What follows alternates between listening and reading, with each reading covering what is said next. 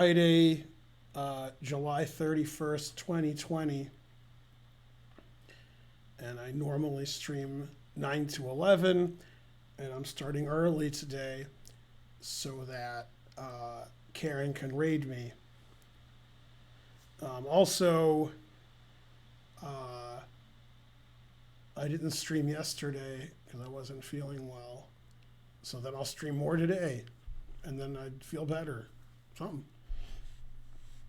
So I should get rated in the next 3 or 4 minutes.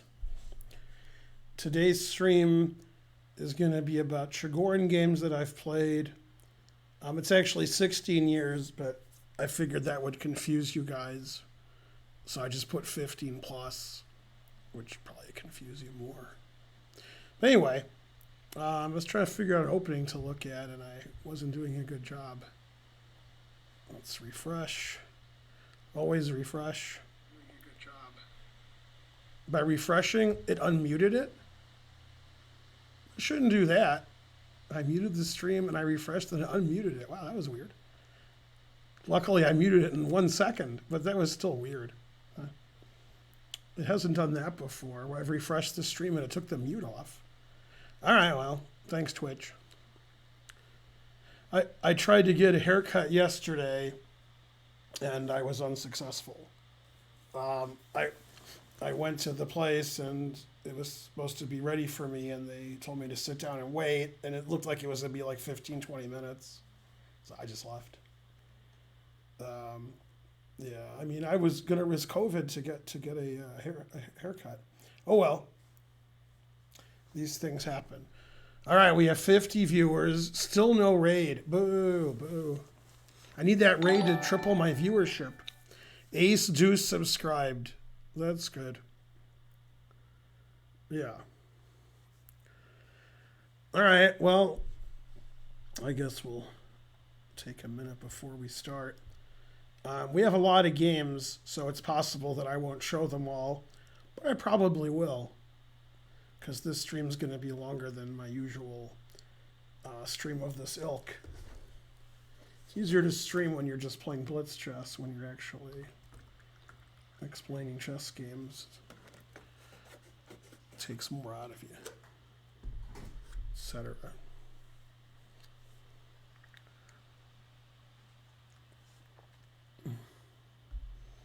Still looking for that raid.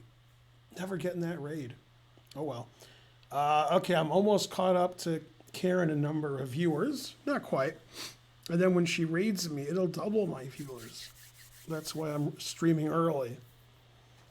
Yeah. Well, I thought that Karen's stream would end at level 4. It didn't look like she was going to get to level 5. So that's why I started. Imagine being from Portugal. I can't imagine it. Yeah, the St. Louis Club closed for about a month, and they just reopened today. So I guess they're trying to kill their members. It's a good idea to open, except for one thing. I don't know if Charlotte reopened. They were supposed to, but it's so stupid. Open your chess club and kill your members. Oh. It seems like you shouldn't do that. It's not clear if we're ever going to reopen or not. Everybody asks me, when are you going to reopen? I mean, they say there's no dumb question, but then I read the chat, and then that refutes that. I mean, if it's safe, we'll reopen. It's never going to be safe. So, I mean, I would be surprised if we reopened. It makes more sense to not reopen, but we'll see. I guess if somehow there's a cure, but there won't be a cure in this country. Now, when Biden takes over, if somehow we can flip the Senate, then maybe we can pass health coverage for everybody, get everybody a vaccine, and then we can reopen. Some of that seems possible, but we'll find out. If Trump gets reelected, I don't see any reason to continue living. Let's see. Yeah, making all the club members wear masks doesn't do anything. Yeah. Level 6. Yeah.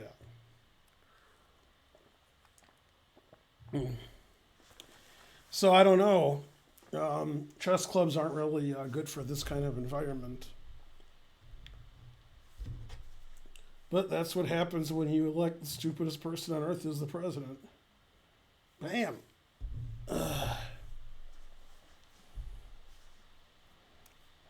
Well, in Georgia, they don't let you vote. So it's hard to vote in Georgia. They close all the polling stations and they break the machines on purpose. So it's very difficult to vote in Georgia. Now, obviously, when it's 90, 100 degrees outside and humid, it's hard to stand outside for 7 hours. But obviously, we're going to vote by mail, and they can throw our, assuming the mail still exists then. Let's see. Yeah. College is opening. Nothing should open. Everything should be closed. Everybody should stay home. It's easy to beat the virus. Stay in your homes. Done. I solved it. Ooh, I'm a genius. But instead, everybody goes out. Nobody wears a mask. Nobody social distances. They have parties with hundreds and thousands of people. And then everybody dies. And then they scratch their heads in a vain attempt to understand the situation. But yeah, I mean, everybody's an idiot. So that's the world that I live in. I still haven't been rated. I didn't want to start until I got rated. So yeah. Right, that's the good thing is it shouldn't be as warm in November as it was, before. So it should be, obviously they're going to make sure nobody can vote. But maybe people will vote anyway. So I don't know. Might not matter if anybody votes. Exactly. Yeah, I agree with that. I'm not really ranting. That's just what it is.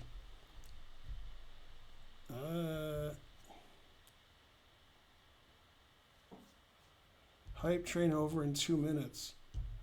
Oh, hype train over 2 minutes left in her game. Yeah.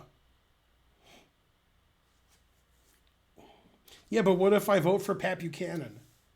So we have to have other people vote. The ballot's too complicated for me. I mean, I like the way they made that joke on Futurama when they were buying, when Mom Corp was buying Planet Express. And one of the Three Stooges guy voted for Buchanan and then said it was complicated. And then she said she wanted a hand recount and she slapped them all. That was good. Good episode. That's a great episode. The 80s guy, his only regret was he didn't get his bonitis cured. Yeah, speaking of LaRouche and Trump, David Duke was banned from Twitter. What's funny is, now Peter Giannatos, who runs the Charlotte Chess Center, he's a conservative, so he always votes for the stupidest people. But he never heard of David Duke. And we had this discussion about 4 years ago. And I was like, David Duke, and he was the head of the Klan, and he was winning elections. And he was like, what? Because that was, it was 20 years ago.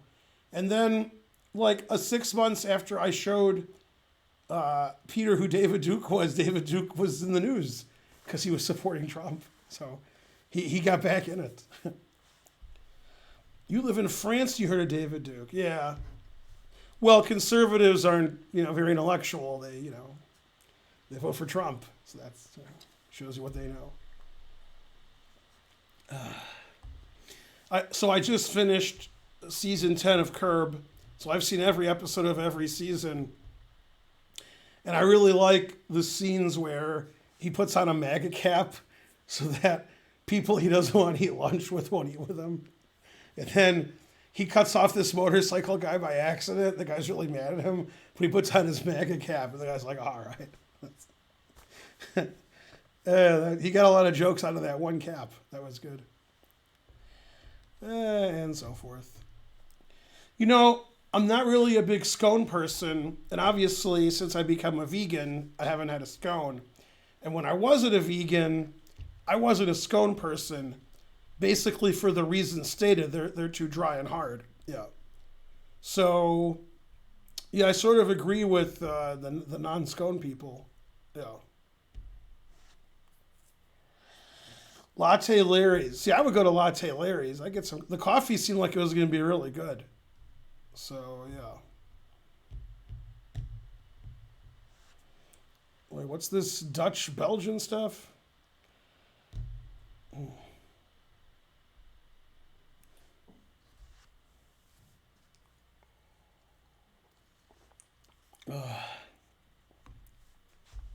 Truth hurts. That is correct. I like when they got the guy who's nothing like Larry David to play Larry David. What's his name? John Hamm. That was funny. They got Mila Kunis in there. That was good. I can't fix anything. This is a spite store. That was a good line, Mila. That was funny. This is unsweet tea, which I brought from home. We don't have any drinks here, so Perrier's been shipped. I get it shipped here once a month to, because you guys are supposed to ship it also, but you guys stopped doing that. It used to be you guys just ship me Perrier. So with thousands of viewers, like 2 of you a month would do it. I'm not going to sit here for a minute. Yeah, Karen's rating with a party of 48. Yay. Right, Curb is better than Seinfeld because Curb is Seinfeld without Seinfeld. Mm-hmm. That's, yeah. Yeah. All right, we have 200 viewers. Yeah. Yay. You're only here for the hey, we just got a train. You go from one train to another. Hey, I won my last game. Maxie, I had more time. If you go from one train to another, you could actually change your name from Boyd to Finegold. Yeah? All right. Yeah, a little Nazi joke in there. Oh. Yeah. I'm going to get banned. You said we're going to a place that was run by Walt Disney. No, I'm saying we're going to a place he supported. That's a good Family Guy. I was in a lecture for Alonzo Zapata. For him? What? Let's see. Dye your beard to look distinguished. That is correct. All right. Yeah, Ben tried to go get a haircut and beard trim yesterday, but they were all backed up. Mm-hmm. 200 sensitives. Yay. So I'm going to do a lecture on my Chigorin games, and my first game is against Greg Shahadi. Okay. See? Yeah. Cool. See how it says Greg Shahadi? Oh, Dharma. Oh, not Greg, Dharma. Oh, hey. That was the dumbest show on the planet. Is that the show they made fun of on Family Guy? I mean, you're lucky even I even know about that show. Where's the they made fun of a show on Family Guy where he's like, Dharma, get off that couch. And she's like, no. Well, I'll just come. And then he goes on the couch and says, well, this is great. And there's a laugh track playing. Endocrine I think likes that's Greg. Greg and Dharma. I don't know. I didn't care for that show. I can't watch a show called Greg and Dharma. Now, if it was Greg Shahadi and this Dharma, then I would watch it. Not sure why exactly. I like that other show, similar type show that you don't like though. Mad About You? Mad About Shoe? Was it Mad About You? Yeah. I thought that was a I funny didn't show. hate that show. Oh, I thought you said you did. No, I didn't hate it. Oh. Yeah, it's not a good show, but I liked it. Oh. I can't call it good. It's like a C+. Greg and Dharma is like a D-, and I'm being nice. Yeah. I didn't find those shows similar, although I've never seen Greg and Dharma, so I don't know what it's about. I've seen Greg and Dharma. Mad About You's better. No, I would say it's a B. A solid B. Yeah, Curb is good. Yeah, that's a good show. Yeah, I want to see those, but I guess they're going away. Hey, Dr. Chest RX. Yeah, you do have an impressive beard, Dr. Chest RX. Yay, Pentaglian gifted 5 subs. Thank you. Hey, VZDJ88. Hey, I have 100 and something. I have like 152 subs. How do you know? Because somebody pointed it out and did the stats. Mm. Now, you might have given like 40 of them, but still. I don't know if I gave 40. I only gave 2 today. You probably gave 30 of them. But still, that's a lot of subs. Yeah, Helen Hunt was cute for the 80s and 90s. Now, terrible. So I saw something funny on the internet today. I don't know how it came up even. Well, I think it just was like suggested. But you know Brent Spiner from Star Trek. So Brent Spiner, one of his first television appearances, he was a what do you call a character who comes back sometimes on a show? A something character. Like Recurring? yeah, reoccurring. What'd you say? Recurring? Recurring. Yeah, he was a recurring character on Night Court, which I know you watched. I have no No. idea if she watched it. No? No. Oh, so Harry Anderson's a judge, and one of his recurring, not plaintiff, the other one, defendants is Brent Spiner playing some redneck hillbilly hick kind of guy. Man, he was great. And don't forget it. Yeah, that was good. Alparina 17. I think I have 152 subs. Mm-hmm. I think. But I guess I need to go home. Well, first you have to watch, story. Anyway, if you see Brent Spiner, it's pretty funny comparing him to his Data character. You agree? You watched a lot of Star Trek: The Next Generation. Mr. Popezilla subscribed. Hey, Mr. Popezilla, Thank where you. have you been? What story? Where? Oh, I thought you said I have to listen to your story. Oh, it's your favorite streamer in Ben. Hmm.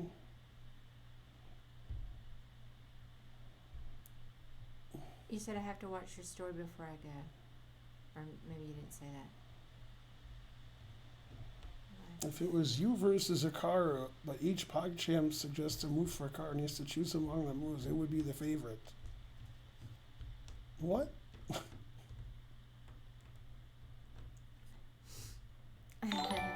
CW. Subscribe. Yay. Man, the chat's dumber than usual. Is there a loaf money made from a streaming? It's a loaf of money.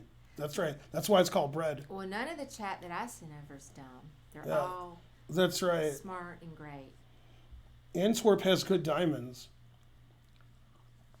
In what movie did they steal the diamonds from Antwerp? You haven't seen it yet, so I can't tell you. Xenoid, 400 centimeters. I think it was Antwerp. I don't know. I don't know. It was Snatch, obviously. Please donate to Ben so my code will work. I'm going to grab a tissue. What does that mean? His code. Don't get sick. You don't want to catch a code. Yeah, one of my best tournament victories was in Antwerp. I had 6 wins and 3 draws. I think it was in '89. Slingshot 77 subscribed. I can't wait to try out the ping pong machine. Favorite Star Trek Next Generation character? Well, normally I would say 7 of 9, but Karen's here. So I'll say, I don't know, Geordi? That's not Geordi. Favorite 7 of 9 character? I mean, favorite Star Trek character? I guess, what's his name? Who's that old guy who's still alive? Patrick Stewart. Who did he play?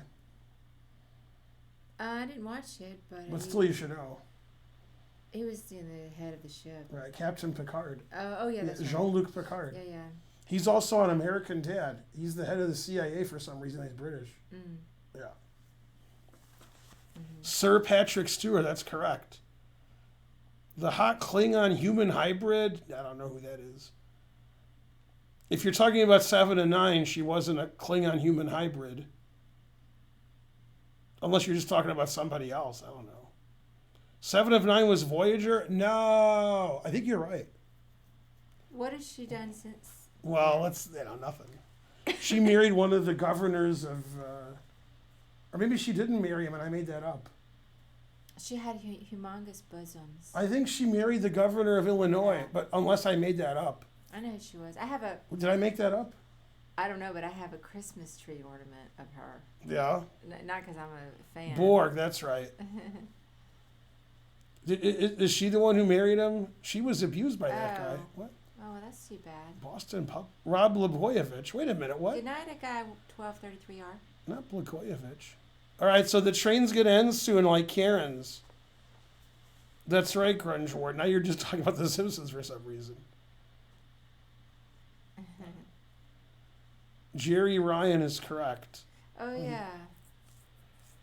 Wait, she was Voyager? I guess I watched Voyager too because I lived in Europe. Gotta watch something. Mm-hmm.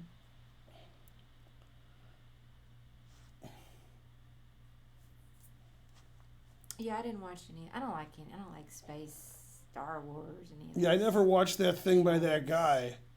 What's that thing called that's on now? With Seth MacFarlane? The something. The orb? The orbit? The orifice? What's it called? Orville, that's it. Yeah, that didn't sound too good. Is it a similar type show? Oh, yeah. It's just Star Wars, but he calls it Orville. I mean, Star Trek. That was close. Yeah. Shouldn't he be sued by Star Trek or Star Wars? Yeah, it's just for fun. I make no money here. Now give me money. Hey, Jay Wolfen. Wait, isn't Orville just Star Trek?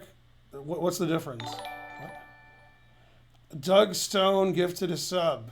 Yay. Orville's way better than the awful Star Trek Discover. What's that? Hey, Output.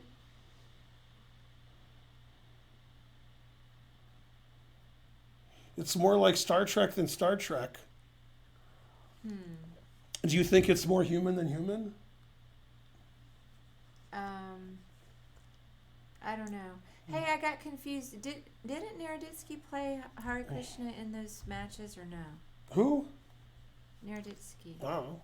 Oh, nobody knows. I don't watch Naroditsky's matches, and I have to watch something. Oh. All right, I'll look it up. Let's see. I I mean, just Star like Wars and those. Star Trek are the same thing. There's a very funny video on the internet, which I'm sure you guys can find. The guy explains how each Star Wars movie is mistitled and what the correct title should be. And the movies have the titles just with the wrong movie. And it's a very funny video. Mark Hamill actually commented on it. He said, okay, now I understand. And then everybody else is like, this is a joke, but the guy's still right. And he takes each Star Wars movie and says what the actual title should be. And then that's the title of some other Star Wars movie. and then he puts them all in the right order. It's actually very funny and true. Yeah. Let's see. Jerry Ryan's marriage was no good. Let's see. Etc. Hey, Paul Drinkwater. Does anybody in the chat know how many Star Trek movies there were other than my brother? Is he the only one who knows? Hey, Mark was in my stream. Yeah, anybody? I don't know if he's here. Output Coupler guesses 12. 5. 6, 16, 10 plus the new ones. Yay, I completed level 3. Indo Queen says, I have them all. LOL. 6 with the original cast. 13 equals 10 plus 3 new ones. 6, 4, and 3. Look at this guy. Where? No, not Star Wars, Star Trek. Yeah. 13. Yeah. This guy breaks them down. Original Star Wars, The Next Generation, and the new ones. Yeah. Ace Deuce.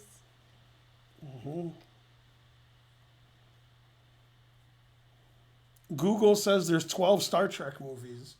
How many Rocky movies are there? And how many First Blood? What's that called? How many Rambo movies are there? How many Rocky movies are there? I don't know. 7 maybe? Rocky? I don't know. You know who knows how many Rocky movies there are? Somebody in St. Louis. Ben Simon. Oh, yeah, Ben Yeah. Simon. 6 Rocky plus 2. Yeah, some of the Rocky movies aren't about Rocky. They're like, are you too old? 5 Rambo movies. Precisely 9. Yeah, good stream so far. Does Hot Shots count for Rambo? All right, let's like you look at one game, then you can go. Yeah, I can look at one game. Okay, so this game was played in 1991.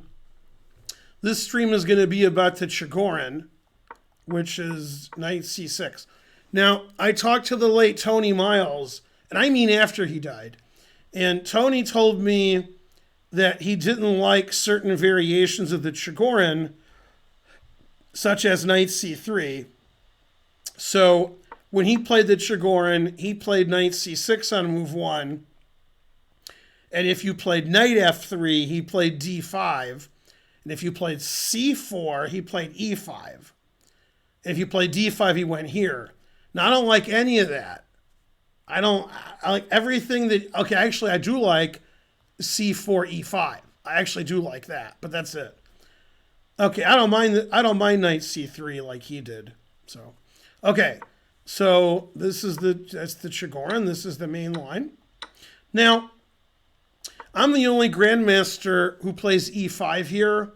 And, well, first of all, I'm the only grandmaster who plays the Chigorin. Even I don't play the Chigorin. But grandmasters will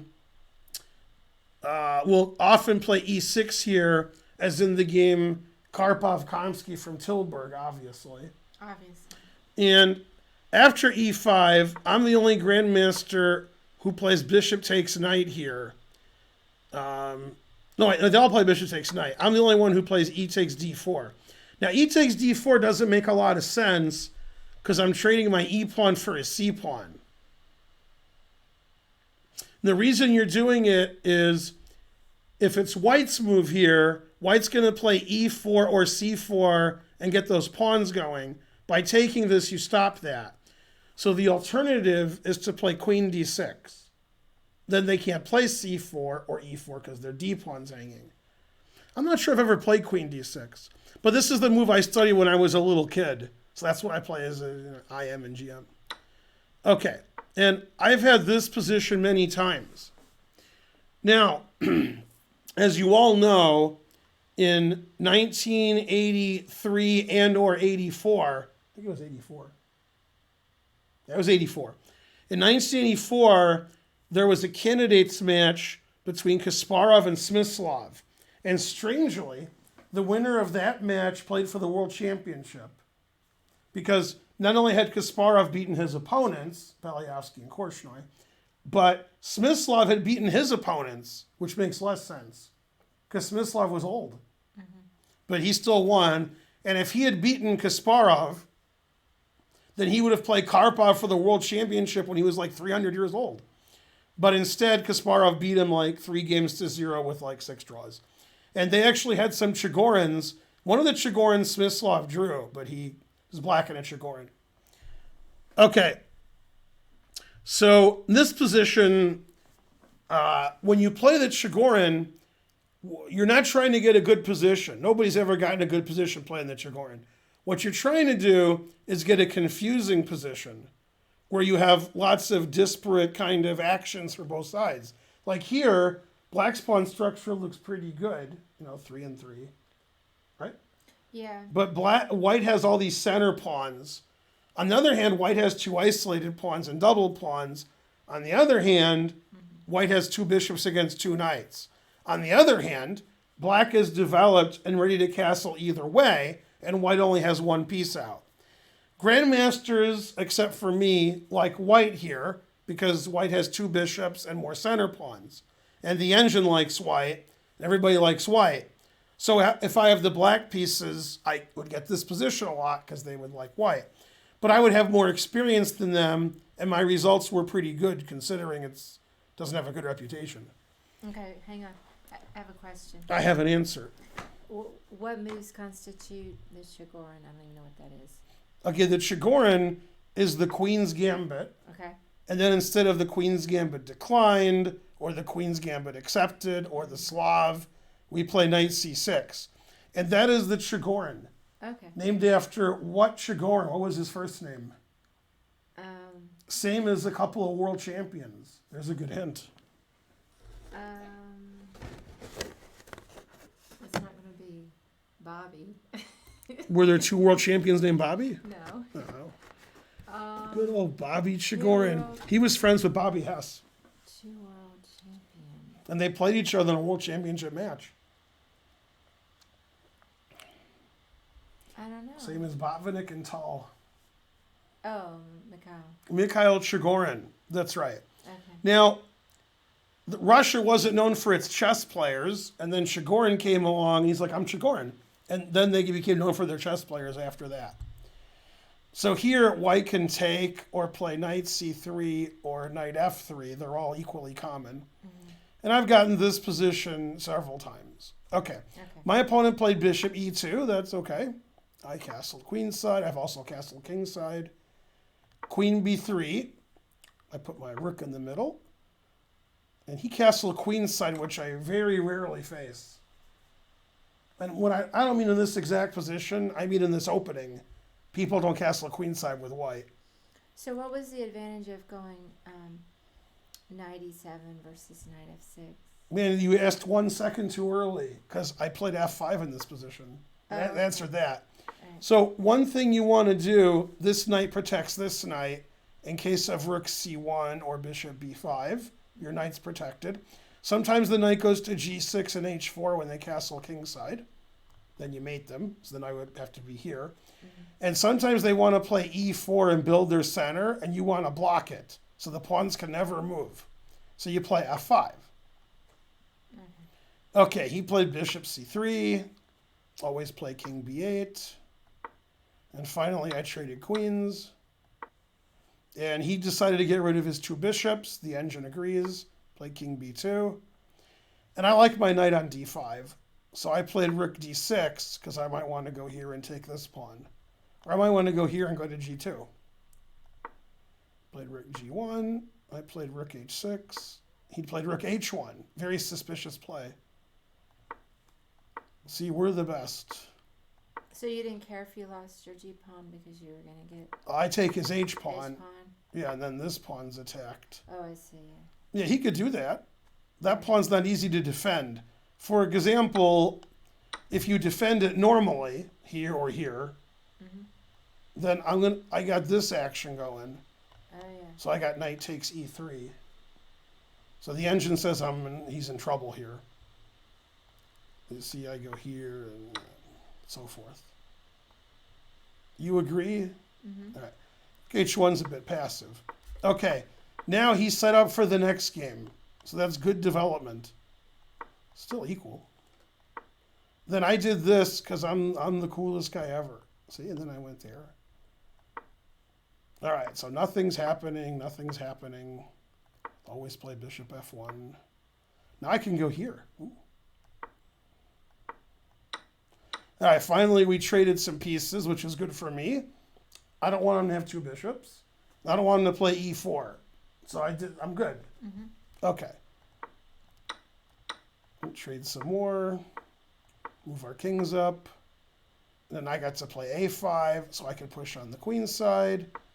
And he attacked my pawn, and he's going to play on the center with e4. But I didn't let him. Woo-ha-ha-ha-ha. Well, I should have played earlier. All right, so it seems pretty boring. The engine says it's equal. Finally, he played e4. Finally. Okay, and I played knight to d7, because he can't really move his pawn anywhere good. I got this pinned, and his pawn structure is weak if he takes. If he plays e5 ever, then we got to do what Spencer told you. Block that pawn with a knight. So that's why I played here. I can play knight f8 to e6. McJurgle gifted 5 subs. Hooray. So I've made e5 rather shallow and pedantic, because when I go here, then my knight's great. Okay, he played there. I lined it up on the bubble up. He attacked my rook, so I have to move my rook. And then I finally got c5 in. So I got all of these pawns coming. Hooray for Ben. Rook d8 again. Takes. Rook c8. So I got my rook coming in. He's got these terrible pawns. I got my 2-1. My king's on the 4th rank, is on the 2nd rank. Hooray, I got my knight coming to e6. Great. Then I attacked his pawn. Okay, now, for a lower rated player, okay, and this is not a bad move, they would all play knight takes b3, and they would be like, well, he's got 1 passed pawn, but I got 2. Mm-hmm. Okay, but even when I was younger, I was an old man. And I was like, well, if he never plays e6, then I'm going to win. He's got no counterplay. So even though the engine doesn't play this move, I was very proud of it. Instead of taking this, which is winning, Or rook c6, which is also, guys played knight e6. Knight e6. That way his king can't come up. He can't move his pawn. His bishop is locked out of this, here. It's just to get rid of all the counterplay. Then I can win in my, my leisure here. Okay, now this is really cool what I did. Okay, what would Jim Morrison play here with black?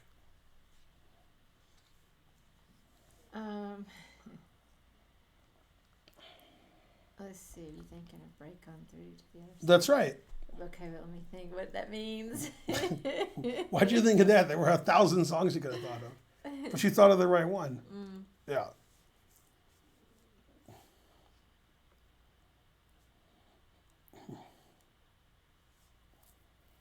Yeah, I don't know. What would Well, how do you break through? You want to make a queen. move your a pawn? Right, a4. Then when he took, I confused the audience. Yeah, Yeah, because you would take back. yeah. I played here. I don't care about that. I care about that. This incredibly forces rook takes. The engine doesn't like king here. It says I should take. Now the engine likes king here. It thought about it and says, never mind. It didn't like it at depth 24. Depth 28, it was like, all right. Well, he has to take my rook because rook's attacked. I take with the pawn, and here comes the pawn. I don't care about that pawn. See, that's good pawn. Very good. So he played here because he has to. I went there. My next move is knight e2. See, after knight e2, I queen. And I'm stopping bishop here because my king is there. 999, thanks, all right, Kelly. He played a6. Actually, I play knight e2 now. He plays bishop a3. And if I take, he takes my pawn. So I play king b2. All right, what's the only move that stops me from queening with check? The only move. Well, I mean, you can sack your bishop. Right. You can sack the bishop. Right, well, it's stopping me from queening. Yeah. That's the only thing I see. Right, then I took. Then he played a7. Now I can't stop him from queening. So I have to queen myself. And then he resigned. If he doesn't resign, and he queens, then I queen. He has one legal move. And now I have mate in 1. Can you find it? Terrible pawn structure. Mate Terrible. in 1. Let's see. But move that.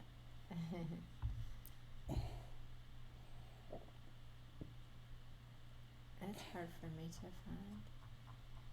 Maybe queen d1. Let's see. No, because then you can escape. Darn, why is that hard for me to find? I might want to get checks. I know that they know. B-Dub subscribed. Go B-Dub. Hooray.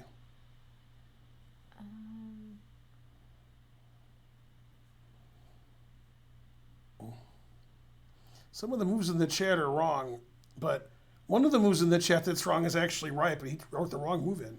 So, terrible.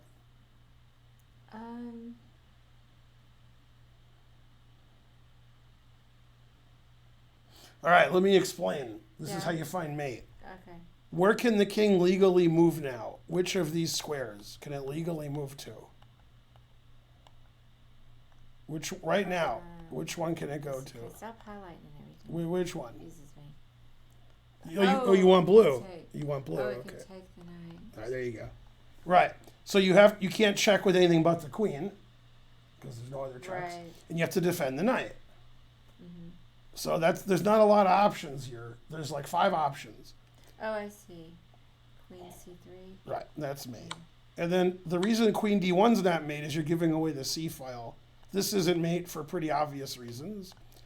Some people suggested queen c2 and queen c4. Queen c4 is not mate because not only can you take, you can run away, although I would take. Queen c2 is not mate because you're not defending the knight. So this is the only mate. Well, what was confusing me was every square I was looking at, I was worried about the e3 square. I didn't think about taking the knight. So I didn't see how to do Also, yeah. But yeah. And so in this position, after king b2, he resigned. Wah. Yeah. Because that's what's going to happen. So that game was like really exciting and interesting, and nobody was really better. And then at the end, when he pushed his center pawns, they got blocked. And when I pushed my queenside pawns, they did not get blocked. And so I ended up queening one of them. Whereas after he played e5 with this intention, all it actually did was block his bishop. Mm-hmm. Right. And by the way, one thing that I teach a lot, which I'll just make up now. I guess I don't know whose turn it is. So, like in this position, which I'm making up, okay, this is a good pawn structure. These two pawns, they're in the center. Once you move one of them, that makes it worse. Because this is controlling all the center squares. This gives up this white square. This gives up this dark square. So sometimes when you move your pawns, because you have evil intentions, it doesn't help you. You're making your position worse, which is what he did when he played e5. And that was actually, I think, a very bad move. Yeah, I think in this position, yeah, he should play rook b1 and defend his pawn. Yeah, and he's losing, but barely. And after here, he's completely losing because he's blocking his bishop out from the defense. And even taking this is good. I just didn't want to give him the counterplay. You know, like if I go here and try to trick him, he can go here. Now, I'm winning here because I win his rook, but I'm scared. Look how scared I am, see? Mm-hmm. You'd be scared too. Yeah. Definitely. This is winning for black. You play g5 check. He has to take this to defend his bishop. And then you go this check. He can't take it because you take this. And then if he goes here, you can take this. And then you can check and take the pawn. So that pawn looks dangerous, but I have a lot of tricks to get rid of this pawn. But I didn't do any of that. I just played knight e6, and then he had no counterplay. And then I won on my leisurely, merry way. Mm-hmm. Yeah. And then this is terrible. Boo, boo. And knight e6 isn't a good move according to the engine, but it's not a move he's going to see once my knight came from e6. So I played here, so he's not looking at me going back. He's looking at me going here, and then he can, you know, if your opponent wants to do... Now, what I could have done, and was I a vegetarian? I was. I could have killed two birds, but I wouldn't do that. I could go here, so I stop his pawn, but I continue my harassment there. That would have been even better. But it's 1991. What do you want? Now, what happened in 1991? Spencer was born? That is correct. And for $1 trillion, what's his birthday? Let's see, it's in June. June 5th? No, wait, it's a multiple. June 6th. Is that your final answer? Yeah. June 9th. See, I my knew it was birthday is a- 9/6 and his is 6/9. right. He was born in Europe. So his birthday is also 9/6 because they say the day first. In Europe, they're all backwards. I remember now. Like in America, we have more and more cases of COVID. In Europe, they're all backwards. Less cases of COVID. Terrible. Yeah. Yeah, my kids are all multiples of 3s. Yeah, like I'm 9/6, he's 6/9, and then Archer's 3/6 because I'm 9/6. Mm-hmm. His half birthday is my birthday, and vice versa. I'm prime numbers. 299 centidues. If Helen of Troy looked like Karen, I understand why they went to war for her. That would be Squishy Hercules. That's right. Who said that? Squishy Hercules. Aw. Who said that? I just said who said what? I If thought not- you were just hypothesizing what you did. No, but it would be. Yeah. Aw, thank you, Squishy Hercules. Weren't there 4 popes at one point? Now, what's your opinion of the papacy of Avignon? Do you know I've been to Avignon? Yeah, but was it 1362 or 1372? That could be another Yeah. time too. The 1300s. Yeah. We saw the Pope. We went to Rome. Then we went to Vatican City. Something like that. Yeah. Northern Hemisphere, that's right. King B4 is still winning. I think he means King A4. Man, your face wouldn't launch 1,000 ships, but 99. Are they German ships? $9.99. What if knight b3 instead of king b2? Knight b3, hanging the pawn? You mean at the very, very, very, very end of the game? Knight b3 is illegal. Oh, you mean here? Well, wait. You mean here? Then he takes my pawn. Boo, boo. I played king b2 and he resigned. And the chat's like, why did you play something else? Typical chat. A move that loses. Do you know any Turkish GM or did you meet? Yes. We didn't meet, but we veganed. Who's your favorite Turkish GM? Man, that's tough. Mm-hmm. I don't think I can even name one.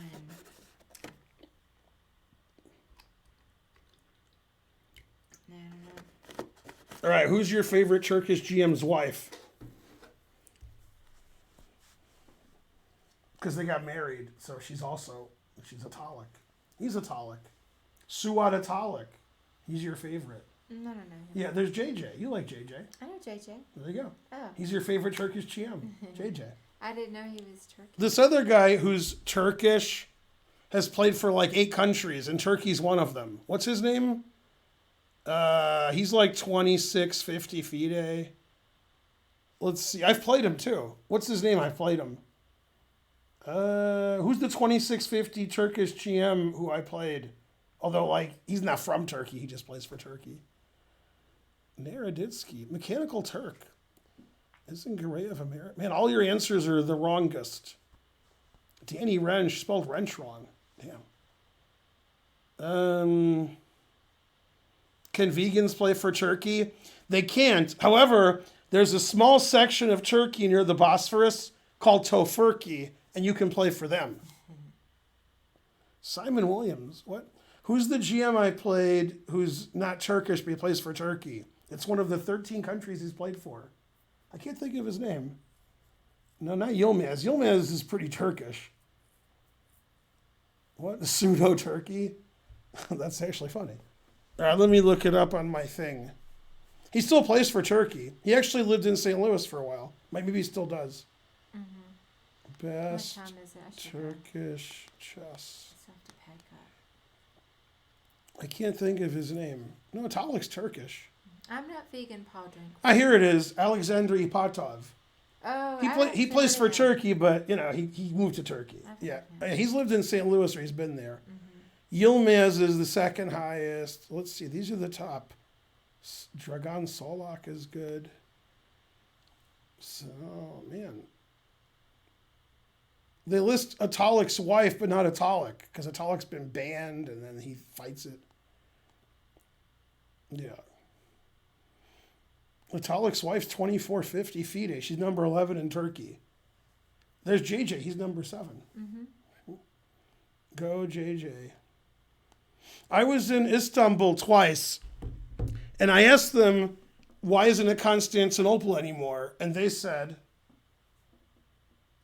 I know it's a song, isn't it? well, it's nobody's business but the Turks. Okay. Istanbul. And who sings that? I don't remember. You might know who sings it. I don't know. They might be Giants. Oh. You knew that. Yeah, I was there twice. Once I was in the airport. So I flew in and I was in the airport. The other time I left and went into the hotel and then I came back. So maybe I was there 3 times. Yeah, third time was at the airport also with Aviv. Yeah. Nice Yeah. airport. No, I think they're like a B. They might be Giants. There you go. All right. Well, Are you Istanbul. gonna start another game? Yeah, of course. All right. I'm gonna do like 10 games. Go home. Look at this list of games I have. Wow. Yeah. All that. Now Karen can't watch this because it's too crude. What? Too crude. What's too crude? This game. Oh. See? Oh. I'm sure the Dutch don't pronounce it crude. Okay. Now this game we were playing for oil. What kind? Crude. That's right. Good job. All right. Bye, everybody. I have to go home now. But I'll try Is to get on Hito this Turkoglu on chessgames.com? I don't know. at home. Let's get Karen fired up about bad bands. What? We were talking about they might be giants. Oh, they're part of how upset I got about Pet Shop. Yeah, Pet Shop Boys are good. I agree. All right. Karen's going to go home and listen to the Pet Shop Boys. Yeah. All right. How about Cisco? All right.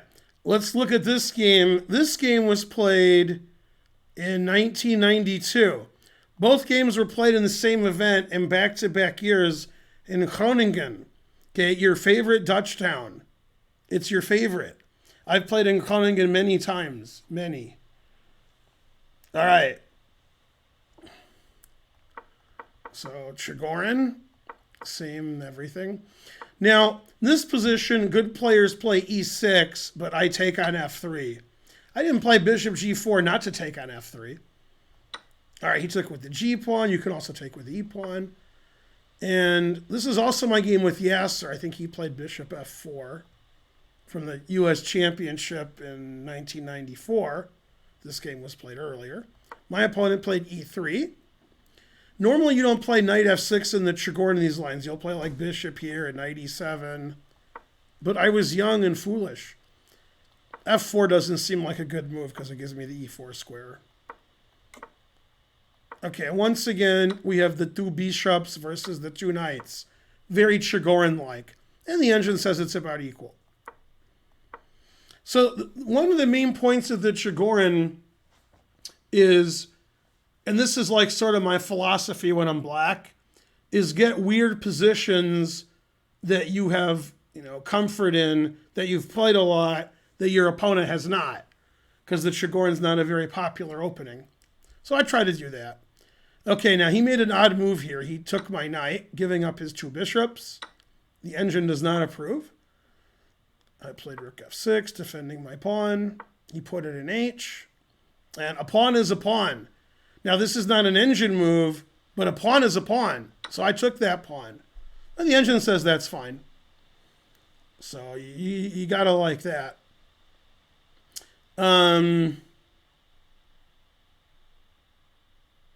I'm confused after d5 why it wants me to take on d5 and not play just rook g6. Well, I'm actually going to have a look. Why can't I just play rook g6? I can play rook g6. Somehow it thinks this is equal. All right. I like black. He played h5. I blocked his pawn. And now he's just down a pawn. He has some threats, but I can defend them. Never play f3. And the point of f3 is he wants to open up the center eventually. So if I take, he'll play king f2. Eventually he'll take f3. He'll play e4 eventually. So I played knight b4. Counterattack. Rawr! So black's winning. Black has an extra pawn. The position's very messy. The pawn structure makes no sense. This is exactly what I'm looking for in a Chigorin. Fly half 2014. Now, when I say that, these games were played 20, 30 years ago. Now, obviously, I like more boring, non-tactical kind of stuff. But I still have a lot of experience in the Chigorin. Okay, king e2, avoiding all the checks and forks. Knight d3, f1, rook f8, doubling up on the bubble up. Queen g2, hanging his h-pawn, so I took it. Takes, and I'm just up 2 pawns. Put it in h. Knight f2. That's a pretty cool move, knight f2. Now, when I play knight f2, you should be like, wow, where's the donate button? That's the coolest move ever. Unfortunately, my opponent played an equally cool move. So now you can't donate. Oh, you can. Thanks for the subscription, Samuel Baltz. So the idea is I'm threatening his rook. If he trades queens, then I'm not only threatening his rook, but I'm also threatening knight e4 check, winning the exchange, or a rook, depending on what he does. Now, he is losing here, But he played a really cool move. Mr. Popezilla is correct. Rook takes h7 check. Okay, I have to take it, obviously. Queen takes f2. Now he's down the exchange, but my rooks aren't very good, and my king isn't super safe. I'm up the exchange. Okay, queen there. D5, opening up for his bishop. This guy plays crazier than I do. Rook d8, excellent. Is it the best move? It is, rook d8. Bam! Now I'm going to mate him. You mate me. We're the checkmating family. See, he's threatening mate in one. Man, harsh. I doubled up on the bubble up. Now I'm threatening mate in one, and I give myself an escape square. He played bishop d4. If he checks and then checks again, then I can take his queen. Ha! I should. Also, king e7 wins. So he only has one check. So he played bishop d4. I played rook d8, which is a random move. Doesn't really matter what I do. I sack the exchange. Always sack the exchange. King f8. Always play king f8. And I have too many extra pawns. And in this position, either his time ran out or he resigned before I moved. I think his time ran out. But he's down 3 pawns for nothing, and my king has escaped. So these were the early days of the Chigorin when I was just learning the opening, and I was getting these really interesting positions against people who were young like I was. We were all in our early 20s. It's Mark. He subscribed. That's my brother. Yeah. Doesn't c5 before win the bishop? After bishop takes d4, I assume? Let's see. c5. c5 is actually the engine move. Yeah. Yeah, c5 is a good move. Yeah. That is correct. Because I was in time trouble too. Yeah, c5 was best. Because it looks like he's attacking me, but since my rook is here, my queen is here, and my pawn is here, and he can't move his bishop, it's all shallow and pedantic. Now, if I was white, I would move my rook along the 8th rank, let's say here, for example, and then I would go here, and just threatening, some checks and stuff. And the engine says that's nothing. The engine actually says white doesn't have any threats. It says all of these checks are nothing. So, man, that's too bad when you're queen and rook all over the guy's king and there's no threat. That says I can go here and mate him and go here and mate him, and he doesn't have any mates. It says it's all no good. Yeah. So c5 would have won more easily. Although here I'm up so much material, my only goal is to not get mated, which I achieved. Yeah, slightly more explosive. Yeah. All right. I might skip ahead if I want to show you a different game. I definitely want to show you this game. I'll skip one of the games. This was played in 1993 at the New York Open. This is when I beat everybody's favorite streamer, R. Hess. R. Hess. Let's see. Something on my chest subscribed, but I can't read it. Terrible. All right, we have 300 viewers, which is pretty bad for a Friday night. Terrible. No, it's not Bobby Hess. It's Rolf Hess from Germany. Yeah. Because he was from Germany, I won the game in 9 moves. 9.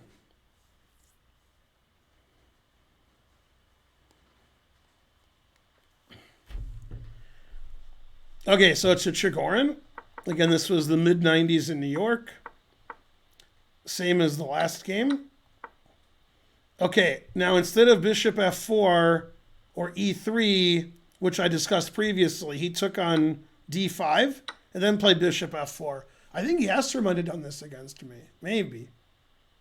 Okay, bishop d6. I'm pretty sure this is my Yasser game that I played the next year in Key West. Yeah, this looks really familiar. All right, queen d7. He played a3, which, I didn't play bishop b4, so I'm not going to play it now. a6, stopping bishop b5, which could be annoying. Okay, and f5. Now, what's funny is, and I've done this on the stream before in similar positions, when I played Yasser, he played an early f4 and didn't trade bishops. And I talked about it with you in my Danny Wrench game a couple of days ago. This guy traded the bishops and then played f4 because he didn't want his bishop stuck here. When I played Yasser and we had a similar position, he thought a good plan would be king h8 and then get my knight to e4, which I've actually done on the stream. But okay, this was before. So I played b5, which is a bit anti-positional. My opponent set up for the next game. He wants to do this. Pretty good square for the knight. He put it in f. That seems like a strange move. Knight g6. Bishop e2 seems like a strange move to me. I want my knight to come to c4. I doubled up on the bubble up. I did play knight c4. And the engine says this is slightly better for black. His rook's on c5, but I sort of trapped it. And his king is a little suspicious. The b pawn is weak on this file. Here's an advanced pawn, etc. Okay, he took my knight. The engine doesn't like that. I took with the h pawn, so I could play g5 later or get the h file. Could take with a rook too. b3 is a blunder. Okay, now after b3, this is a common malady of a lot of chess players. Before, the game wasn't very interesting. We traded, we maneuvered around. I'm the better player, so I maneuver around better than him. All right, my king's safer than his. His rooks are discombobulated. His pawn structure is suspicious. I have a passed c pawn. But now b3 is a blunder, and the reason it's a blunder, hello, bye.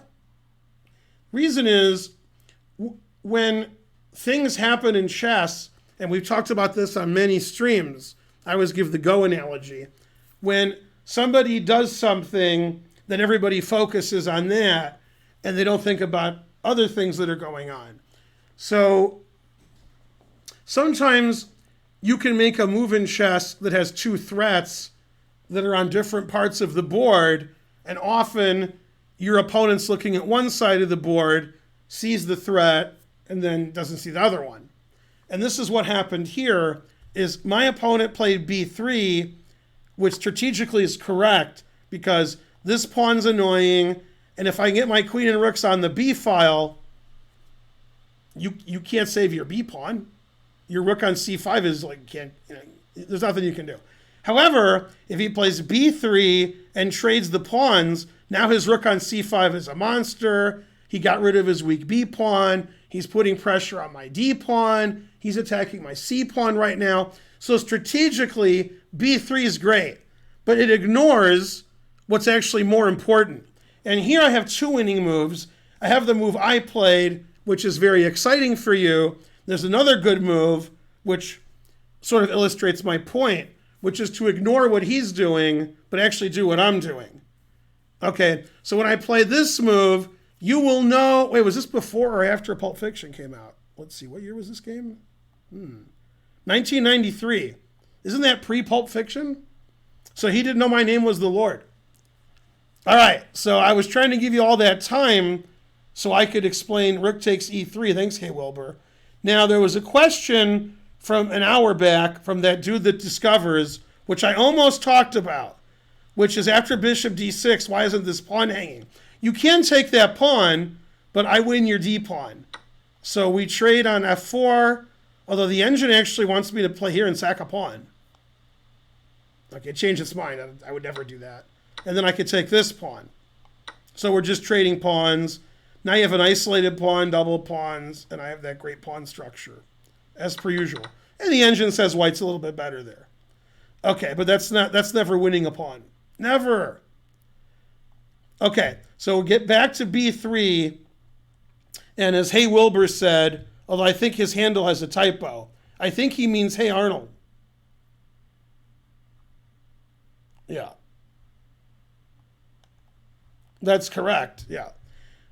So I played rook takes e3. Now,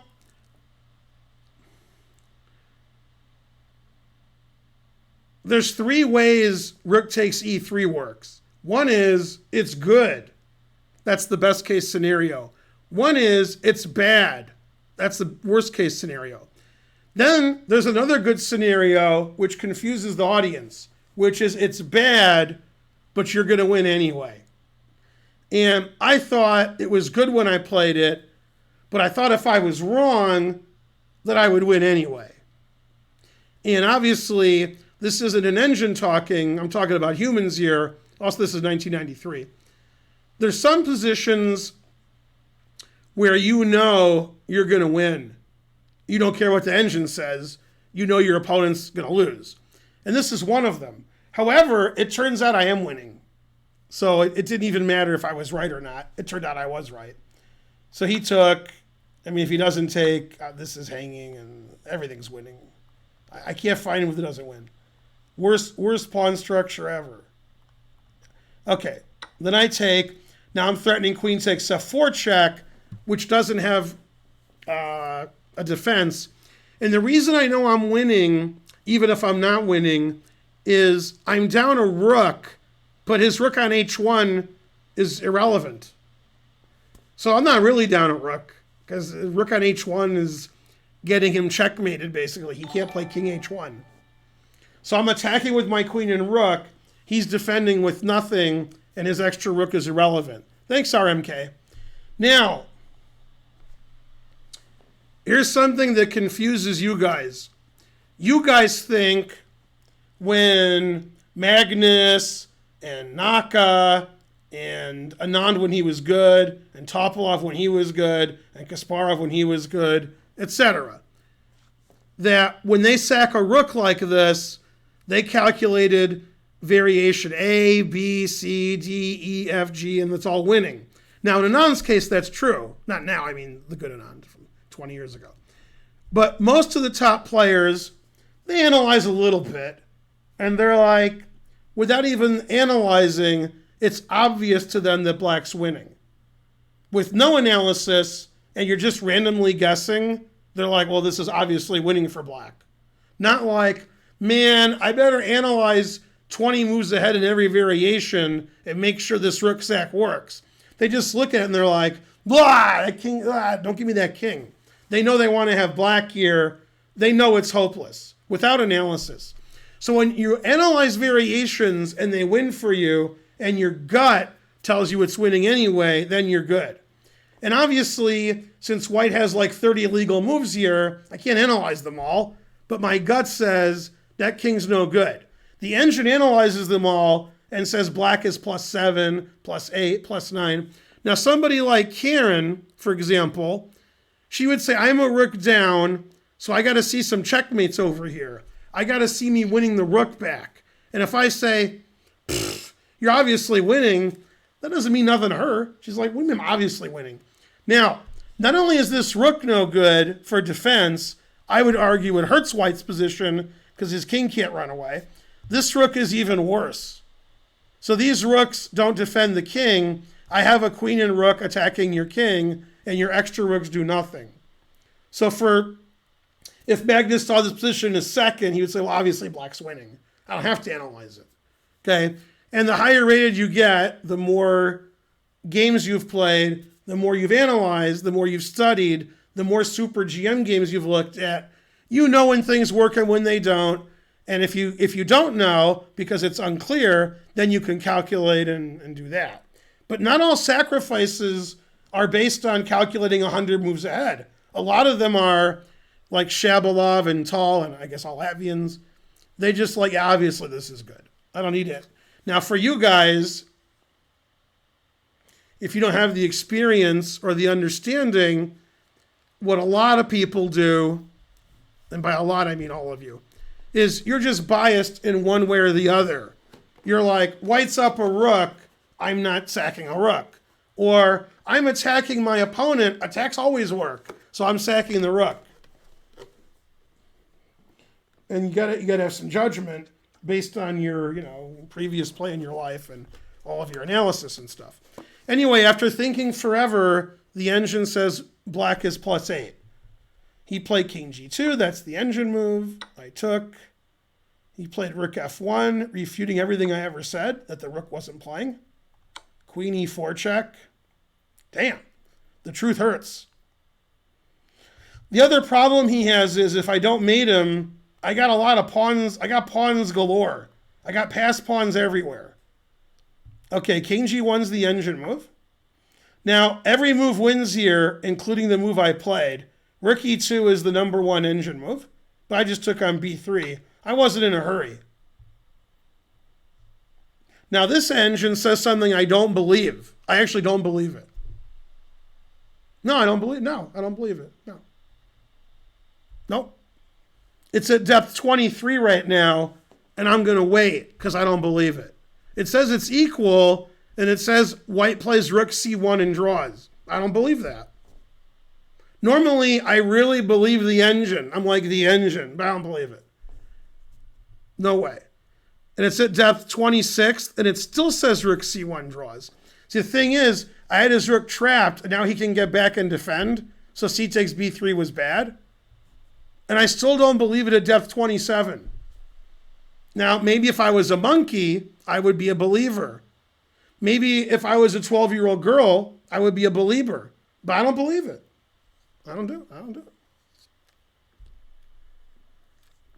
Man, Tongue is paraphrasing what I said about a game when I said king g2 is the best, and it took 8 minutes. So what we need to do is you have to make some moves for the engine and see who's right. Because the engine just says rook c1's equal. It says otherwise he resigns. He didn't play rook c1, so he resigned pretty quick. But I'm mating him, and this is good, and this is weak, and it's pandemonium. By the way, it's at depth 29, and I still don't believe it.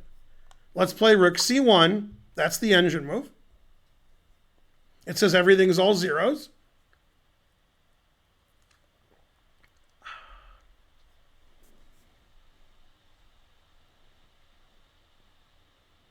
Depth 28, still all zeros.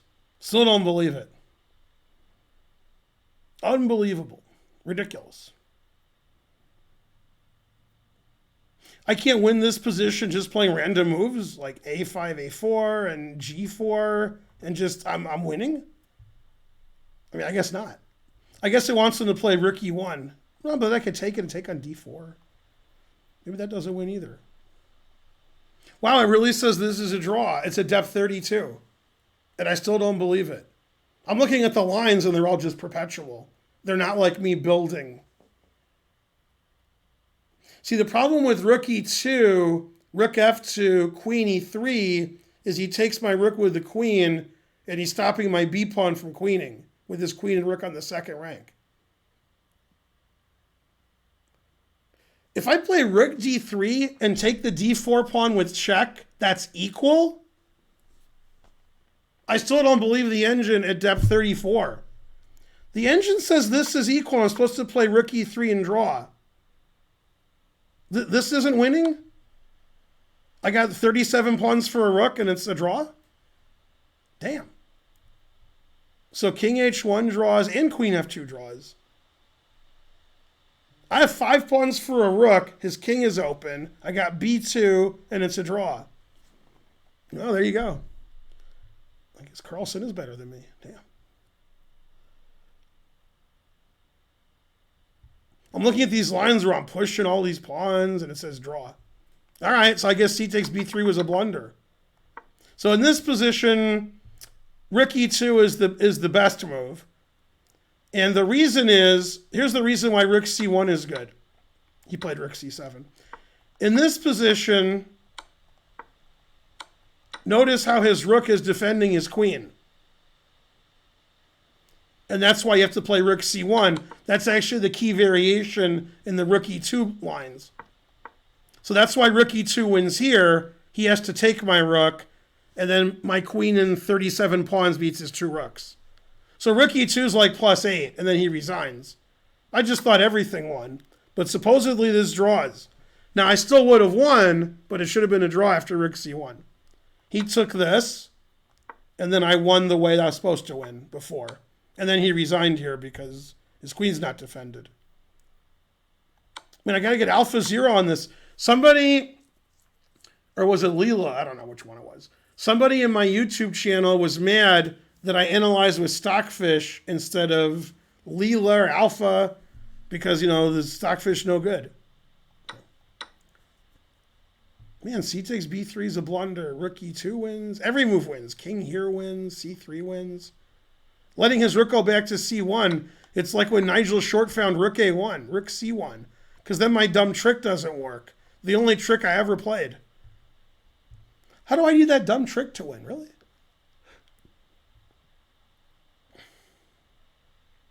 Terrible.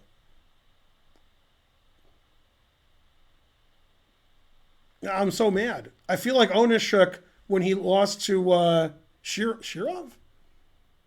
Morozevich? He lost to somebody. He was mad for hours. This isn't winning for black. The worst position I ever saw for white. Rawr, I'm furious. This reminds me of a game I played Ian Rogers before you guys were born. He was winning, and then he messed it up, and we repeated. And when we were repeating, I thought he would not repeat and get to a position with 5 pawns against a rook, which I thought was unclear, and I was an FM, and he was a GM, and he would beat me. But he didn't do that. He thought a long time, and he repeated. And I said, why didn't you do that? And he said, oh, that's just losing for him. And I was like, well, I don't know, 5 pawns for a rook. And then put on the engine. Engine says he's just losing. Like, his pawns, I just stopped them. And I was like, all right. During the game, I was scared of them, but he had that old, he was an old man then. I think he's younger now. But yeah, I mean, he was like, yeah, that doesn't win. Man, I play a lot of Blitz and Bullet, and Blitz and Bullet, black just wins every game here. Tournament chess, I guess it's a draw. Terrible. Why can't you play C4, C5 after you take the D pawn? You mean C5, C4? Yeah, the engine says it doesn't matter. And then, well, he plays King, Queen, F2. And now it says only this move draws, otherwise I'm in trouble. Yeah, I still like black, but the engine says no. It says King H1 draws. So C5, Queen. Oh, now it says it's equal. Check, Rook G1. Threatening this with advantage. Yeah, the problem is if I trade queens, I lose my C pawn. D takes is the best. And this is a draw, it says. I still probably take black with these 3 passed pawns here. Just keep pushing him and hope that he blunders. Seems like he's going to blunder, not me. I'm pushing my pawns. How am I going to blunder? But he might put his rooks on the wrong squares, and then I win. Yay. This is still a draw. Damn. We have 4 pawns for a rook, and they're all queening. He doesn't get to move. And this is all zeros, too. Terrible. It says Papa John's. Yeah. I can't promote any of them. Anyway, that was a great game except for one thing. It was flawed at the end.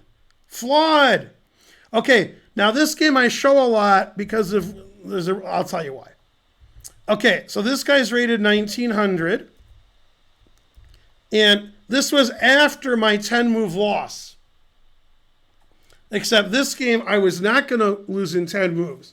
Now, if you play this game over, which we're going to do right now, you will assume white was losing immediately. This opening's great for black, blah, blah, blah, blah, blah.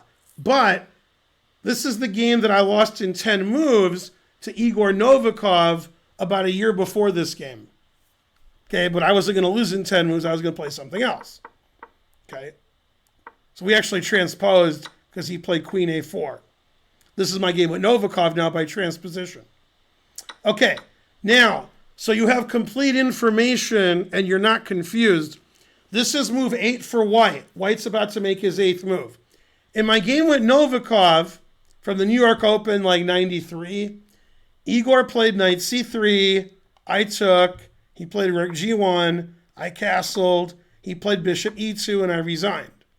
because if I go to h3 or f5, he plays bishop g4, winning my queen. Okay, and queen takes and castles I thought was good for black because it was recommended by all the PogChamps guys. I knew I shouldn't have listened to their analysis, especially since most of them weren't born yet.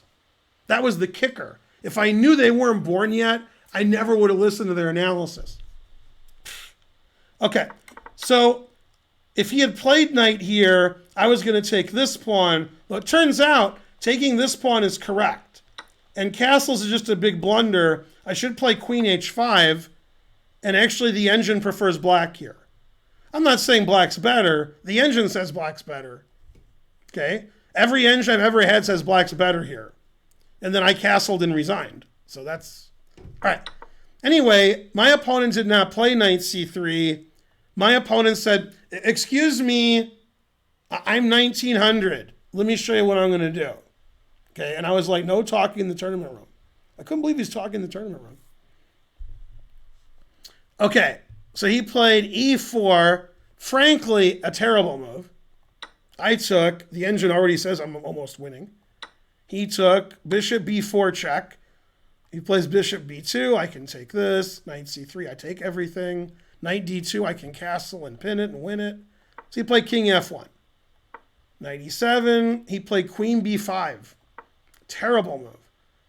Queen f6, threatening his f-pawn. Castles defending and threatening there. And obviously white's losing here. And we're only like 4 moves away from my game with Novikov, which I lost in 10 moves. So if you want any advice on how to win more chess games, play more 1900s and less 2600s. Then you'll win more games. It's good advice. Okay. He played king g2 question mark. Double question mark. Queen check with a little fork. Now if king f3, knight d4 wins his queen. So he has to move somewhere else. Okay, this move I was really proud of.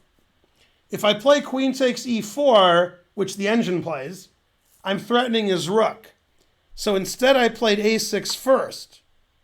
His queen has to move away from his bishop. And then when I take this, it's a fork. That's why I preferred a6 to taking right away. It doesn't matter, but it was cool. And then I took threatening these two. Okay, and then he resigned. So I do well against 1900s, not so well against 2650. Luckily, he didn't feel a need to move these pieces, so it was good. Now, when I'm on the stream and I play somebody between 1700 and 2000 and I win like this, I do sometimes. You guys are like, why is that guy 1800? Why is that guy 1700? Look how bad he plays. I mean, that's when your opponent's 1,000 points higher than you, it doesn't look good. That's what happens. What do you want? So he made some mistakes that game. What's funny is I won this game as easily as I lost the game so it made up for it. Okay, maybe not. Still, his position doesn't look very good, etc. His queenside expansion, I can't handle the truth. No. He got all his pieces here. No. I should have offered a draw. You're right. I didn't have the 2 bishops. That's right. All right, so that was one of my favorite games because I won. JAA subscribed. And then Tyler gave 5 or 6 cents. Something. All right, this was a positional grand masterpiece before Karen was my grand masterpiece. There's this one here. Now, obviously, my opponent's the favorite because of the spelling of his last name. If you can't spell or pronounce your opponent's last name, what chances do you have? Now, this guy's usually between 2250 and 2300 USCF. He's an Illinois kind of player. His name's Steven Spiziak. And reminds me of Tom Zipka a little bit, except this guy's 300 points higher rated. Tom Zipka's name's even worse. Yeah. With a last name like that, you know he's good. Okay, now I haven't looked at this game since before you guys were born, but my recollection is the whole world was destroyed. This game was played in 2003, so it's, I guess that's 17 years ago. It seems like I played it longer than that. It seems like I played this game like 50 years ago. Okay, that's right, Coach S. Okay, we got we got it. We got our Chigorin. And now he played C takes D5, which was a favorite of Garry Kasparov when he beat Vasily Ivanchuk in less than 25 moves. Okay, and this is the main line, and you can take with the bishop or the pawn. Taking with the bishop is more common, but Kasparov took with the pawn against Ivanchuk. The main line after taking with the bishop is takes and then knight e2. Knight e2 is the only good move. I've actually had a 2000 player play this against me. I mean, then white's just worse. It's terrible. Okay, so my opponent played bc, and now he's going to play c4 and d5, so you normally play queen d6 here. Okay, and this is a very positional, strategical, slow maneuvering, and in 2003, that's pretty close to the height of my chess powers, so I was pretty good at that. And you'll see this game, you'll be like, oh, that's pretty good. And my opponent didn't play well. He got a passive position, and he got run over like, Larry David and Curb or something. I don't know. Yeah, Morphy wouldn't do anything. Woke up by a bunch of drunk people coming out from a club. Nice. All right, so he played bishop d3, and then knight e2. Castles. Looks pretty boring. e4, the engine says white's better. Okay, now he wants to play c4, so I play knight a5. Dimebag subscribed. A year. Hey, Dimebag, I read on the internets that it's really hot in London. Some of the hottest weather you've ever had. That's what I read on the internet. I don't know if it's true, because when I was in London, and I've been in London plenty, it was not hot. Hot was not how I would describe it. I would describe it any other way but hot. On the internet, though, they said London's really hot now. Do you beg to differ? What do you have to say for yourself, Dimebag? 34 here today, not sure what London was. You're not in London? Ridiculous. Yeah, 34 Celsius is a lot. I don't even know what that is. I just know that's a lot. You don't see 34 Celsius in Europe too often. God damn. Yeah. Nobody knows my opponent's country of origin. Okay, he played knight g3. The engine agrees. I played rook e8, defending my pawn. Okay, now the engine says white has a big advantage. And obviously, he only has one issue. His issue is, we got two bishops. His issue is this pawn. Now that's annoying. So even though you should never play this move, the engine says f3 and white has a big advantage. It definitely will get rid of this pawn, open up his rook, open up his queen. Eventually this bishop can get out, and these pieces aren't ready yet. So it really likes white here. It doesn't like my e4, knight a5, rook e8 kind of style. It says after f3, white has a big advantage. Okay, now he wanted to win my pawn for free, so he played queen b1. And now the engine says he's worse. Man, chess is tough. One move and you're much better, one move you're worse. I play queen c6, defending my pawn. And the problem with queen b1 is he's walking into knight c4. His queen's not defending his bishop. And if he defends his bishop or goes here, then knight a3 could be annoying. Once again, after f3, he's okay. Played a4. It seems like he wants to play queen b5. Knight c4. He sets up for the next game. a5. And now he made a very bad move. He's already slightly worse. Bishop b3. Terrible. Okay, now what he did is unforgivable, and in the 1950s and 60s, it would have been unforgettable, but now it's unforgivable. Unforgivable. And after b6, solid, he made the worst strategical move in all of chess history. So you see these bishops here. Obviously, the bishop on c1, not very good. This bishop's pretty good. Pawn structure would indicate such. He played bishop c4. Ugh, terrible. Right, now he can't do Vishwa nothing. Terrible bishop. He got rid of his two bishops advantage, and he gave away the white squares. Okay, and the game ended pretty quickly, actually.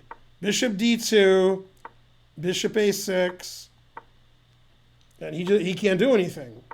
h5. Finally, he tries to get counterplay when it's too late. But obviously, he just can't move here at all. Yeah, and it's the worst position ever. Terrible. Put it in H. So material's equal, opposite color bishops, and the engine says I'm +4. Because it's the worst position ever. He traded off his white squared bishop. You can't do that. Two bishops, he traded off his good one. 1999. 69 in London. No, in London it's 3 in the morning. Come on, puzzle pawn. I'm talking about when it was the middle of the day. At 3 in the morning, it's not going to be 90 degrees in London. Come on. No, but I mean like, at 3, 4 in the morning, it's probably still hotter here in Atlanta. Yeah. Atlanta's just always hot. We're 90 in the daytime. I'm not saying London's hotter than Atlanta in the daytime. It might be. But for London, it's like 20 degrees more than usual. For Atlanta, it's just normal. It's the summer in Atlanta, it's hot. But summer in London, it should just rain and be cold. That's how you guys roll. Yeah, London's the worst. Just letting you know that. All right. I live in Atlanta. That is correct. No, but come on. It's like 4 in the morning. It was funny. When I stayed with my friend Randy in Chandler, Arizona, I said, could you turn the air on? It was summer. And he said, the air is on. And I said, yeah, it says it's 80. He says, yeah, I said it's 80. So at nighttime, all night it was 100. God damn. So he puts it on 80. And I'm like, I can't sleep when it's 80. I'm like a normal human being. And he's like, all right, put it like on 79 or something. Yeah. I mean, the air was on. It was 100 outside. It was 80 in his house. Horrible. Yeah. Terrible. London's the worst. That's correct. Yeah. Where is Yasser? What? Okay. So now it says I'm +7, even though material's equal. Rook G1, terrible. Rook F6. All right. Now he played Queen H3. That's the right move. If I play H3. All right. Now, if you're not using an engine, this will be tough for you. If you're using an engine, won't be tough at all.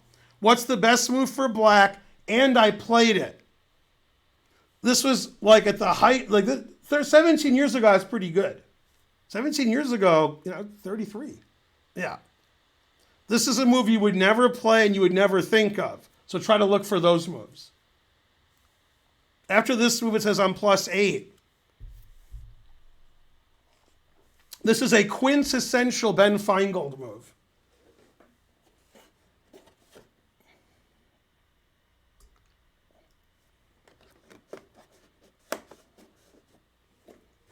By the way, every move wins. Every move you write in the chat wins. But this move's the best. Better than all the rest. Better than any move I ever met. All right, let's see. Bishop F1, King H1's illegal. C5 should be illegal. King H8, Bishop C8 question mark. Hanging the bishop. Rook F3, Bishop B7. Candidka is correct. Man, Candidka was really correct. Gave the right move and then explained why. Yeah. That's right. Yeah, Queen D8, that's the engine move. That's my kind of move. Now the threat is Bishop C8. There's good and there's no good. After Bishop C8, it's no good. Now bishop c8 doesn't win the queen because white can play g4. Then when white plays g4 and black plays bishop b7, then white's going to wish he lost his queen. And the reason queen d8 is extra good, okay, let's cheat. We'll make a bad move. Watch this. This is really cool. In like a position like this, for example, okay, I understand this is just for coolness. This move's really cool. It's not the best move. Well, maybe it is. But I mean, when you play queen a8, you will know my name is the Lord. God damn. I guess that is the best move because the engine just went nuts. Yeah. That's pretty cool. Anyway, after queen d8, he resigned. So I never won any material, but I'm like plus 10 here. Position bishop takes bishop e3, bishop takes c4. Terrible. Now my knight was good, but you can't give me the white squares for the whole game. You can't do it. So his game was actually fine. He was better. And then very quickly, things went downhill. Yeah. Yeah, queen d8. But yeah, good job there. Yeah. Yeah, he played bishop c8, and then after he played bishop b7. God damn. Yeah. Then you win at your leisure. These are the, like, you know how like when lower rated players play chess and talk about chess, you guys find things funny like somebody hung their queen and you played pawn takes queen mate, and that's funny. Like the guy hung his queen, you took it with mate, right? Or you promoted 5 pawns to bishops, you find that funny. If this was a grandmaster game, this is what grandmasters find funny. We make fun of white's position because it's so bad, we didn't lose any material. Our jokes are higher class. So like we find this funny. Like I said this to Magnus, he would start laughing at white's position. He would just be like, what? Like, how's this possible? He would find it hilarious. Yeah. You guys find it hilarious when I have like, 7 bishops. So, I really didn't have 7 bishops. I was just happy to see you. Also, etc. Yeah. Even by, it's unsweet iced tea and tea. Yeah. Blah, blah, blah. Yeah, it used to be hot. Now it's even hotter. I clicked on the wrong button. Now the whole world ended. All right, we'll do one more game. That game was too easy. We'll look at my game with Salvius Birdcheese. You know he's a good player because you can't say or pronounce either one of his names or spell them or whatever. Whatever's the funniest. Now, he plays for America, and he's American, but he's Lithuanian. He's played in the U.S. Junior Championship. He's played in the U.S. Championship, and I've played him 3 or 4 times, etc.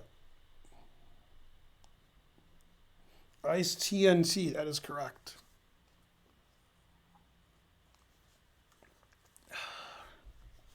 Okay, so another Chigorin, because this is the Chigorin lecture.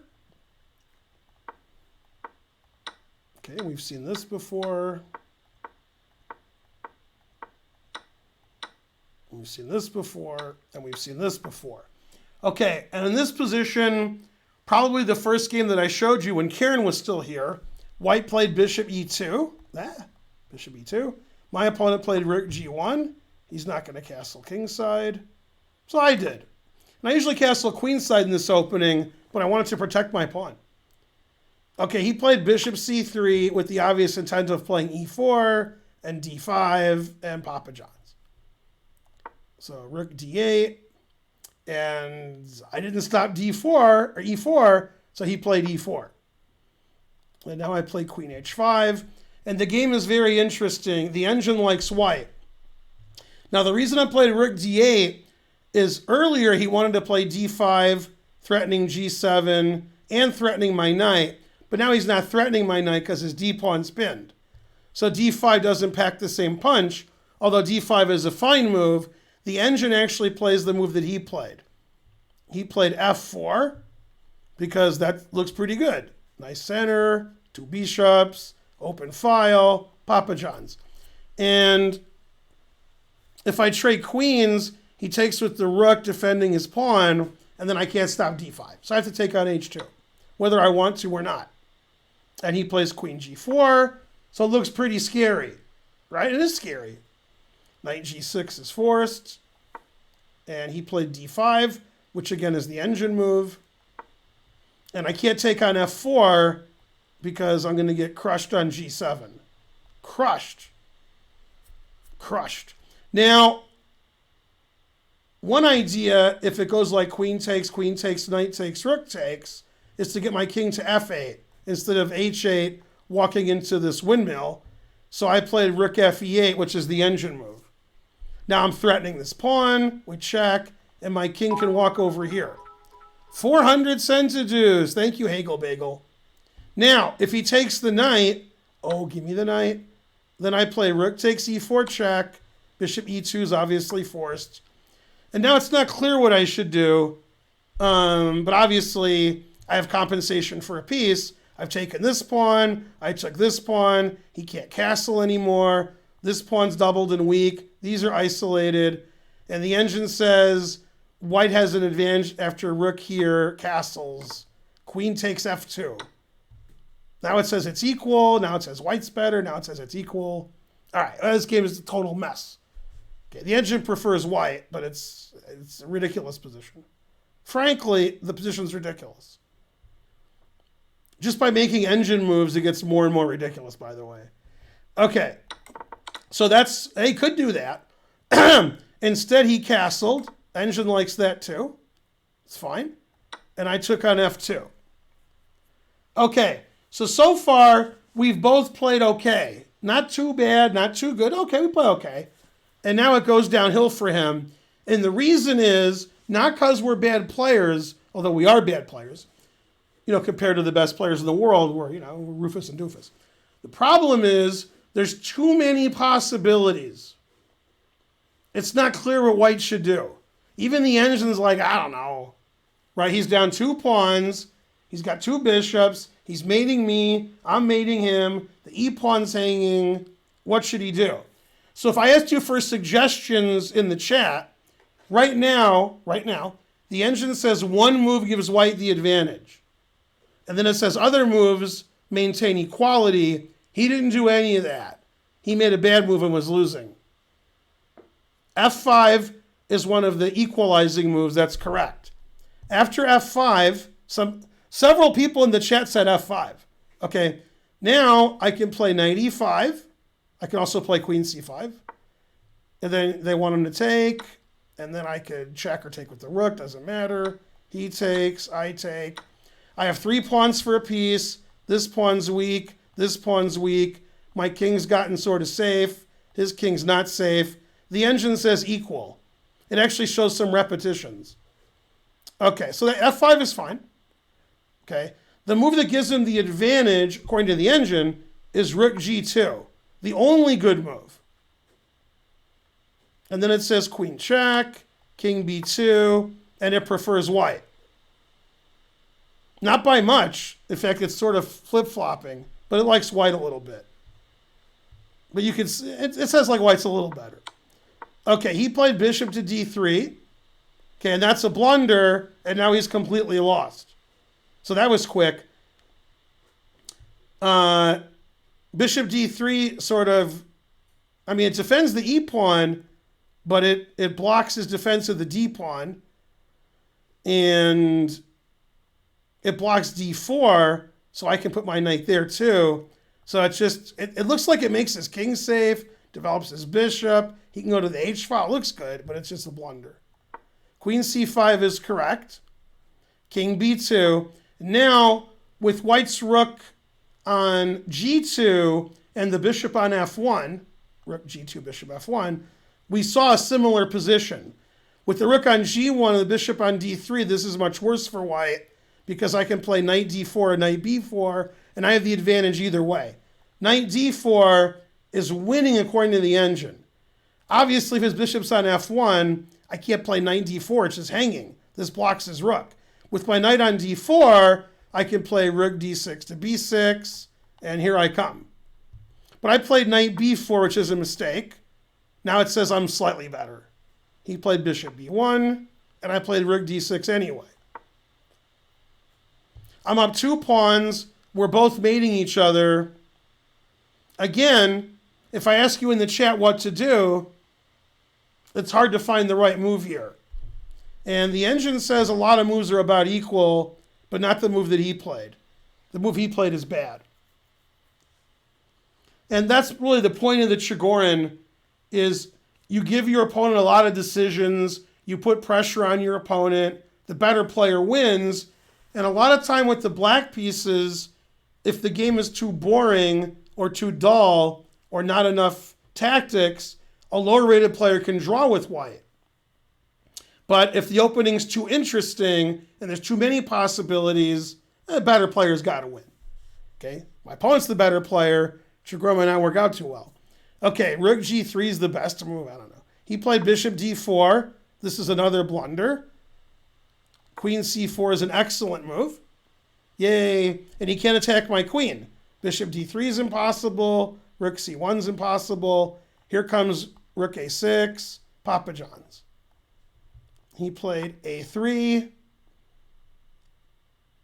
Now, several moves are winning for black. What is the engine move? That's the move that I played. And a3, by the way, is a terrible move.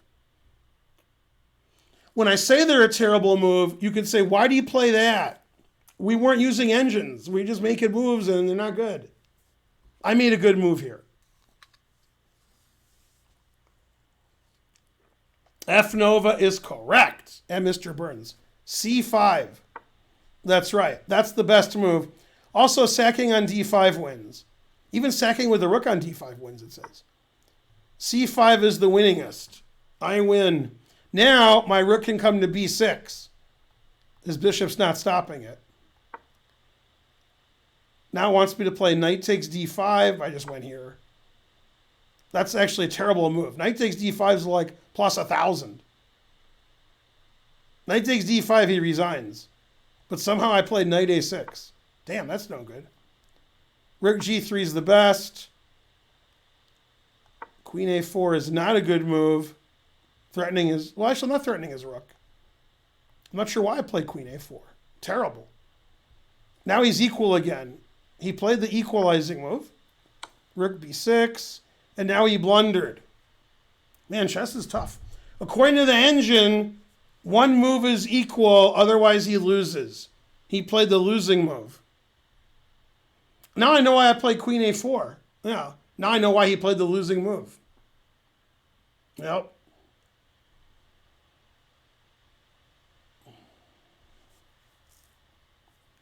King h1's losing? Let's see. Yeah. King h1's pretty good, actually.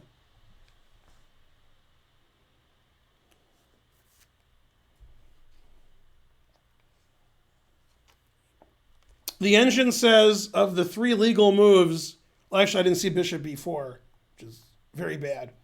Of the 3 king moves, 1 draws and 2 lose.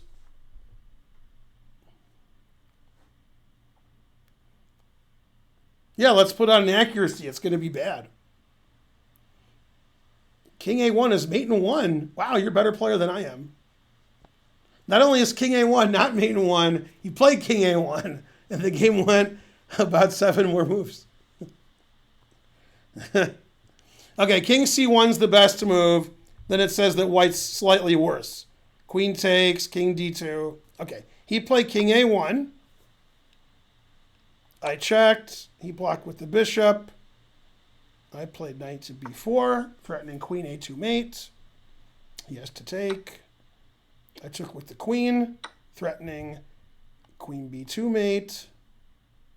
He played rook b3. And now I played the only winning move.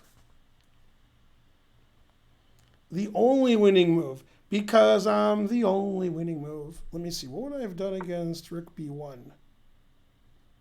Rook b1's not given as a move. Is it hanging? Oh, queen d4 check. Okay, that's why it's not a move.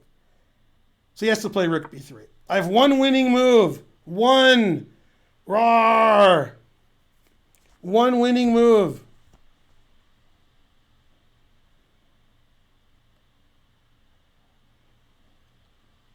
Otherwise, it says white is slightly better. Nobody's gotten it yet. Nobody got the one winning move. Some of you write illegal moves. Some of you give the queen away for no reason. So the problem is, if black's attack sputters out, white's going to take the knight on g6 and just be up a piece, and black will have a few pawns, and white's better. C.L. Smith is correct. Knight e5. After knight e5, he won't take my knight. Yeah, this game was too complicated. I'm going to put it on the whatever you said. Analyze it. Yeah. I should analyze all of these games with a report. That would be funny. Well, now he's done. I'm up 3 pawns, and that's it. His attack's gone. I'm up 3 passed pawns. Take. King B, rook B1, and then I put it in H. Bam! The professional move. Making sure I never get back rank mated, and this plan's pretty good, actually. Yeah. And here he resigned. Now it says I'm +4. I wouldn't have resigned, but, put it in H. Yeah. I remember he was telling me later he was completely winning the whole game. Damn, I didn't realize that. All right, let's do an analysis. Yeah, I never do the analysis this is. I'm going to guess he played 70 and I played 83. Because you got to guess something. 70 and 83.